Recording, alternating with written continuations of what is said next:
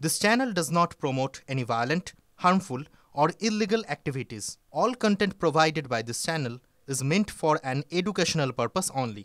বাহ এবার হয়েছে স্বাদ। হ্যাঁ, অপূর্ব স্বাদ। এমডিএচ এর চাঙ্কি চাট মশলা জীবনে আসল স্বাদ জাগলো। আসল মশলা এসএস এমডিএচ।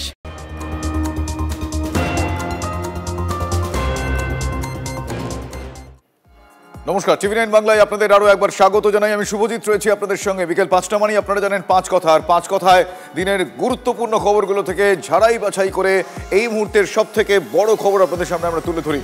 আজও তার অন্যথা হবে না। আজ পাঁচ কথায় অত্যন্ত গুরুত্বপূর্ণ বেশ কিছু খবর নিয়ে আমি রয়েছি শুভজিৎ আপনাদের সঙ্গে। আর শুরুতে আমরা যে খবরে চোখ রাখবো, কেঁপে উঠল উত্তরবঙ্গ। দার্জিলিং, শিলিগুড়ি, জলপাইগুড়িতে ভূমিকম্প অনুভূত হয়েছে। কম্পন অনুভূত দক্ষিণবঙ্গ সহ কলকাতাতেও। কিছুক্ষণ আগেই কেঁপে উঠল উত্তরবঙ্গ। দার্জিলিং, শিলিগুড়ি, জলপাইগুড়িতে কম্পন অনুভূত হয়েছে। কম্পন অনুভূত হয়েছে দক্ষিণবঙ্গ সহ কলকাতাতেও। আমার সহকর্মী কমলেশ চৌধুরী এই মুহূর্তে নিউজ রুম থেকে আমার সঙ্গে সরাসরি রয়েছেন। কমলেশ, কিছুক্ষণ আগে আমি স্টুডিওতে ঢোকার আগেই আমরা আমাদের নিউজ রুমে ফিল করলাম যে কিভাবে ওপরের আলোর বিমগুলো কিভাবে কাঁপছে, কিভাবে নড়ছে। তুমিও সেখানে ছিলে তখন। এই মুহূর্তে আমরা নিজেরা আজকে আমাদের অফিসে ফিল করেছি যে কত এই ভূমিকম্প, এই কম্পন অনুভূত হয়েছে। এখনো পর্যন্ত এই কম্পন সংক্রান্ত কি কি জানা যাচ্ছে, সিসমোগ্রাফিতে এখনো পর্যন্ত রিক্টার স্কেলের মাত্রা কি, একটু ডিটেল বলো প্লিজ। শুভজিৎ, খানিকক্ষণ আগে যখন প্রথম খবর এলো উত্তরবঙ্গে ভূমিকম্প হয়েছে, প্রথমে আমরা পেলাম কিছু কিছু জায়গা থেকে খবর পাচ্ছিলাম দার্জিলিং, শিলিগুড়ি, জলপাইগুড়ি।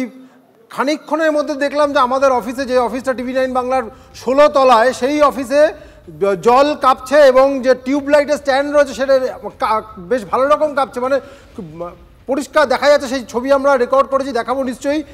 এর খানিকক্ষণ পরে আমরা খবর পেলাম যে এটা শুধুমাত্র উত্তরবঙ্গ বা কলকাতা নয়, অবশ্যই মাঝামাঝি যে অঞ্চলগুলো সেই অঞ্চল থেকেও মাটি কেঁপে ওঠার খবর আসছে এবং উত্তর পূর্ব ভারতের একটা বড় অংশেও কেঁপে উঠেছে মাটি। এখনও পর্যন্ত যে অসমর্থিত সূত্রে খবর পাওয়া যাচ্ছে যে সম্ভবত অসমে এই ভূমিকম্পের অভিকেন্দ্র, তবে আরেকটু অপেক্ষা করলে এক্স্যাক্ট কোন জায়গায় এই ভূমিকম্পের কেন্দ্র এবং তত মাত্রা আরও ক্লিয়ারলি বলা সম্ভব হবে। এমনিতে দেখো হিমালয় যে জোনটা রয়েছে সেখানে বারবার ভূমিকম্প হয় এবং এর আগে আমরা দেখেছি নেপালে ভূমিকম্প হয়েছে, সিকিমে ভূমিকম্প হয়েছে। তার রেশ উত্তরবঙ্গে তো বটে, অনেক সময় দক্ষিণবঙ্গে পর্যন্ত এসে পৌঁছেছে। আজকেও সেরকমই একটা ভূমিকম্প হয়েছে, এমন ভূমিকম্প যার জন্য নেপাল, ভুটান, আমাদের উত্তরবঙ্গ, দক্ষিণবঙ্গ এবং অসম, মানে উত্তর পূর্ব ভারত, পাশে বাংলাদেশে অনেকটা জায়গার মাটি একই সঙ্গে কেঁপে উঠেছে। শুভজিৎ, একেবারে এখনো পর্যন্ত এর প্রভাব কোথায় কোথায় পড়তে পারে কমলেশ? এখনো পর্যন্ত এর প্রভাব কোথায় কোথায় পড়তে পারে বা তেমন কোনো ইঙ্গিত এখনো পর্যন্ত মিলেছে? যদি কোনো কোনো ক্ষেত্রে কোনো সতর্কতামূলক বন্দোবস্ত গ্রহণ করার প্রয়োজনীয়তা থাকে, সেই বিষয়গুলো স্পেসিফিক্যালি কিছু জানা যাচ্ছে? দেখো, যেভাবে ভূমিকম্পের যা আমরা খবর পেয়েছি তাতে ভূমিকম্পের অভিকেন্দ্র বা এপিসেন্টার যেটাকে বলা হয়, ভূমিকম্পটা উৎপন্ন হয়েছে আমাদের রাজ্যের উত্তর দিকে বা উত্তর পূর্ব দিকে। ফলে হিমালয় লাগোয়া যে অঞ্চলগুলো রয়েছে সেখানেই মূল সবথেকে বেশি অনেকক্ষণ ধরে কাঁপুনিটা ফিল করেছেন সেখানকার মানুষ। তবে এখনও পর্যন্ত কোথাও বাড়িঘরদর ভেঙে পড়েছে কিনা এই খবর না পাওয়া যায়নি হয়তো, কিন্তু যদি ক্ষয়ক্ষতির কথা বলো সেটাও আমাদের রাজ্যের উত্তর দিকে হওয়ার আশঙ্কাই সবথেকে বেশি। মূলত আমাদের এখানে যে সারফেস ওয়েভটা আসে ভূমিকম্পের, সেটাই কলকাতা অঞ্চলে এসে পৌঁছেছে। কলকাতা বা লাগোয়া অঞ্চলে বাড়ি ভেঙে পড়ার আশঙ্কা সেভাবে নেই, মানে এখানে ভূমিকম্পের জন্য বড়সড় কোনো ক্ষয়ক্ষতি হবে সেরকম নেই। কিন্তু ক্ষয়ক্ষতি হওয়ার যদি আশঙ্কা থাকে, যেটা যেখানে ভূমিকম্পটা হয়েছে, যেখান থেকে মাটিটা মূল কেঁপে উঠেছে সেই অঞ্চলটা এবং আমাদের রাজ্যের উত্তর প্রান্ত। একদমই উত্তরে একটু আমরা চোখ রাখবো। ডুয়ার্স থেকে আমার সহকর্মী নীলেশ্বর সান্যাল এই মুহূর্তে রয়েছেন। নীলেশ্বর, আমি জানতে চাইবো যে ডুয়ার্সে এই কম্পন কোথায় কতটা কি অনুভূত হয়েছে, কি কি খবর রয়েছে? দেখো শুভজিৎ, কিছুক্ষণ আগেই কিন্তু কেঁপে উঠেছে জলপাইগুড়ি সহ পুরো ডুয়ার্সের মাটি এবং যথেষ্ট কম্পন খারাপ না, ভালোই ছিল এবং অনেকেই আতঙ্কিত হয়ে বাড়ির বাইরে বেরিয়ে এসছেন। তবে এখনো পর্যন্ত কিন্তু সেইভাবে কোনো ক্ষয়ক্ষতি বা ইত্যাদির খবর পাওয়া যায়নি, তবে কিছুটা আতঙ্কিত এইখানকার মানুষজন। বেশ, এখনো পর্যন্ত কি কি সতর্কতামূলক বন্দোবস্ত গৃহীত হয়েছে?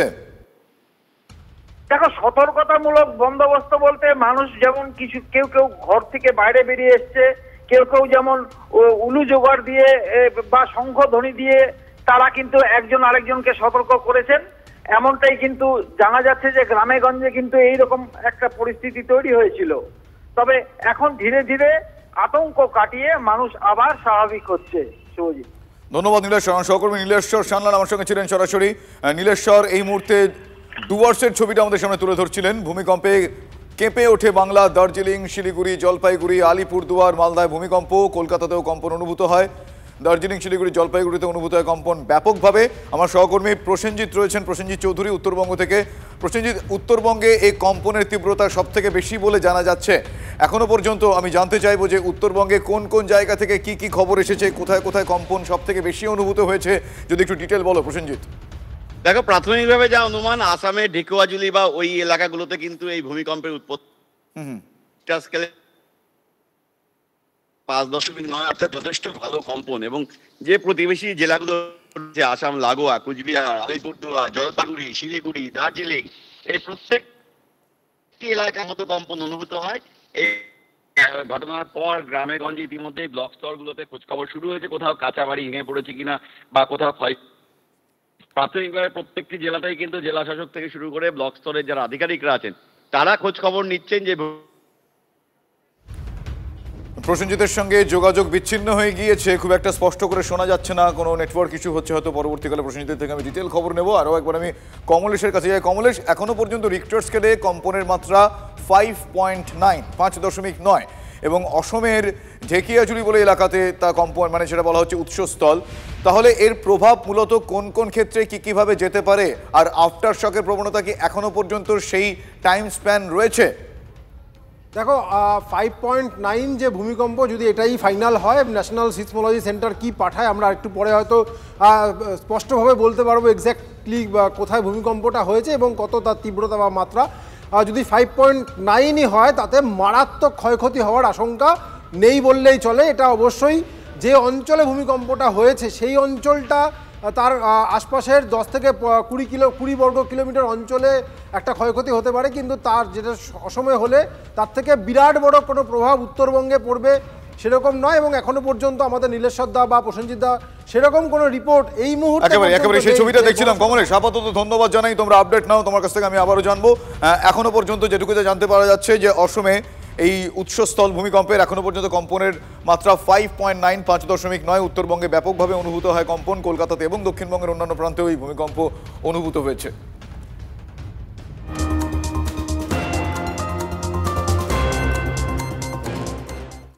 বেটিং অ্যাপ মামলার তদন্তে এবার অভিনেত্রী মিমি চক্রবর্তীকে তলব করল এনফোর্সমেন্ট ডিরেক্টরেট, ইডি। প্রাক্তন তৃণমূল সাংসদ এবং অভিনেত্রী মিমি চক্রবর্তীকে আগামীকাল দিল্লিতে ইডি দফতরে ডেকে পাঠানো হয়েছে। বেটিং অ্যাপ মামলার তদন্তে মিমি চক্রবর্তীকে তলব কেন্দ্রীয় এজেন্সির। 16 সেপ্টেম্বর বলিউড অভিনেত্রী উর্বশী রাউতেলাকেও তলব করে ইডি। সহকর্মী সুমন মহাপাত্র এই মুহূর্তে রয়েছেন আমার সঙ্গে। সুমন, মিমিকে ইডির তলব এখনো পর্যন্ত কি কারণে, কি বিষয় এখনো পর্যন্ত সামনে আসছে?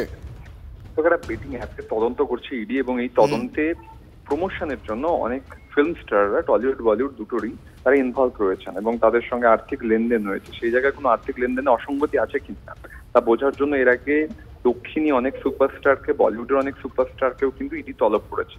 আগামীকাল দিল্লি হেডকোয়ার্টারে তলব করা হয়েছে মিমি চক্রবর্তীকে, যিনি প্রাক্তন সাংসদ, টলিউডের নামজাদা অভিনেত্রী। তার সঙ্গে সঙ্গে 16 তারিখ উর্বশী রাউতেলাকেও ডাকা হয়েছে। মূলত এই বেটিং যে অ্যাপ, সেই অ্যাপের ক্ষেত্রে কেন আর্থিক লেনদেন হয়েছিল, সেই আর্থিক লেনদেন শুধু প্রমোশনের জন্য নাকি আরো কোনো বিষয় ছিল, এগুলো বোঝার জন্য কিন্তু ইডির তরফ থেকে প্রাক্তন সাংসদ অভিনেত্রী মিমি চক্রবর্তীকে দিল্লিতে তলব। বেশ সুমন, এখনো পর্যন্ত আমরা জানি যে 16 সেপ্টেম্বর বলিউড অভিনেত্রী উর্বশী রাউতেলাকেও তলব করেছে ইডি। তাহলে কি এক এক করে এই তলবের মাধ্যমে গোটা বিষয়টা কোথায় কোথায় কি ক্ষেত্রে যা যা সম্ভাবনা সেগুলো একটু খতিয়ে দেখার প্রয়াস? অ্যাপ, সেই বেটিং অ্যাপ থেকে অনেক ফিল্ম স্টার, যেমনটা তোমাদের বললাম দক্ষিণের অনেক ফিল্ম স্টার রয়েছেন, বাংলার আরো একজন অভিনেতাও রয়েছেন, তার সঙ্গে সঙ্গে মিমি চক্রবর্তী, উর্বশী রাউতেলার মতো নামজাদা অভিনেতা অভিনেত্রীরা, তারা কিন্তু আর্থিক লেনদেন করেছেন, অর্থাৎ সেই কোম্পানির কাছ থেকে তারা টাকা পেয়েছেন। এবার সেই টাকা হতে পারে প্রমোশনের জন্য, হতে পারে অন্য কোনো কারণে। সেক্ষেত্রে কোনো কারণে অসঙ্গতি আছে কিনা তা খতিয়ে দেখার জন্য মিমি চক্রবর্তীকে তলব। ধন্যবাদ সুমন। আমার সহকর্মী সুমন মহাপাত্র আমার সঙ্গে ছিলেন। এই মুহূর্তে আপনাদের আরও একবার জানিয়ে রাখি, বেটিং অ্যাপ মামলার তদন্তে এবার অভিনেত্রী মিমি চক্রবর্তীকে তলব করলো এনফোর্সমেন্ট ডিরেক্টরেট। প্রাক্তন তৃণমূল সাংসদ এবং অভিনেত্রী মিমি চক্রবর্তীকে আপনাদের আরও একবার জানিয়ে রাখি, প্রাক্তন তৃণমূল সাংসদ এবং অভিনেত্রী মিমি চক্রবর্তীকে আগামীকাল দিল্লিতে ইডি দফতরে ডেকে পাঠানো হয়েছে। বেটিং অ্যাপ নিয়ে সেই মামলা তদন্তে এই কেন্দ্রীয় এজেন্সির তলব। পাশাপাশি এটাও জানিয়ে রাখি 16ই সেপ্টেম্বর বলিউড অভিনেত্রী উর্বশী রৌতেলাকেও তলব করা হয়েছে। আগামীকাল মিমি চক্রবর্তীকে ডাকা হয়েছে দিল্লিতে এনফোর্সমেন্ট ডিরেক্টরের তরফ থেকে তলব। বেটিং চক্রে যুক্ত থাকার আদৌ কোনো সম্ভাবনা আছে কিনা বা কারা কারা রয়েছেন সেই যাবতীয় বিষয়গুলো থেকে জানার জন্য আগামীকাল মিমি চক্রবর্তীকে ডাকা হয়েছে।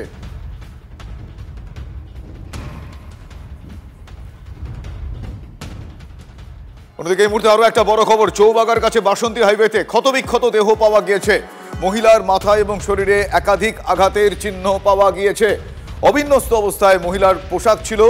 আপনাদের আরো একবার জানিয়ে রাখি, চৌবাগার কাছে বাসন্তী হাইওয়েতে ক্ষতবিক্ষত অবস্থায় পাওয়া গিয়েছে একটি দেহ। মহিলার মাথায় এবং শরীরে একাধিক আঘাতের চিহ্ন রয়েছে, তার পোশাক অবিন্যস্ত। এলাকার সিসিটিভি ফুটেজ পুলিশ খতিয়ে দেখছে। খুনের পর দুষ্কৃতীরা দেহ ফেলে রেখে পালিয়ে যায় বলে অনুমান। চৌবাগার কাছে বাসন্তী হাইওয়েতে এই মহিলার ক্ষতবিক্ষত দেহ উদ্ধার। এখনো পর্যন্ত এই ঘটনা খুন নাকি অন্য কিছু জানা যায়নি, তবে অনুমান যে খুন করে দুষ্কৃতীরা বাসন্তী হাইওয়ের পাশে চৌবাগার কাছে এই দেহটি ফেলে রেখে দিয়ে যায়। আমার সহকর্মী সুজয়ের কাছে বেশ কিছু আপডেট রয়েছে। সুজয়, এই ঘটনায় এখনো পর্যন্ত কোন কোন তথ্য সামনে আসছে? দেখো, এখনো পর্যন্ত নাম পরিচয় জানা যায়নি, তবে চৌবাগার কাছে বাসন্তী হাইওয়েতে এই ঘটনা ঘটে এবং ঠিক রাস্তার ধারেই ক্ষতবিক্ষত অবস্থায় এই মধ্যবয়সী মহিলার দেহ পড়ে থাকতে দেখা যায়। পুলিশ, তার প্রগতি ময়দান থানা পুলিশ তৎক্ষণাৎ খবর পেয়ে ঘটনাস্থলে পৌঁছায় এবং দেহটিকে উদ্ধার করে হাসপাতালে নিয়ে যাওয়া হয়েছে। সেখানে মৃত ঘোষণা করা হয়। আগামীকাল ময়নাতদন্তের পর স্পষ্ট হবে মৃত্যুর কারণ। তবে এখনো পর্যন্ত ধোঁয়াশা রয়ে গিয়েছে যে কিভাবে এই ঘটনা ঘটলো, অর্থাৎ কোনোভাবে কি দুর্ঘটনার জেরে মৃত্যু নাকি অন্য কোনো ঘটনা ঘটেছে সেটা নিশ্চিত হওয়ার জন্য পুলিশ সেই বাসন্তী হাইওয়ে এবং সংলগ্ন এলাকার যত সিসিটিভি ফুটেজ রয়েছে সেই সিসিটিভি ফুটেজ খতিয়ে দেখছে কিভাবে ঘটনা ঘটলো, ওই মহিলা সেখানে কি করে পৌঁছলেন বা নির্দিষ্ট করে কি ঘটনা ঘটলো সবটাই কিন্তু সিসিটিভিতে রেকর্ড হয়েছে বলেই পুলিশের তরফ থেকে দাবি করা হচ্ছে। ধন্যবাদ সুজয়।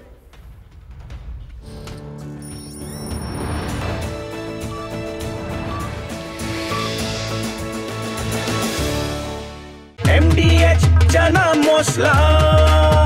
এখন ছোলা হোক বা বরবটি দানা, সাদা চানা হোক বা কালো, সব রান্নাই হবে অসাধারণ। MDH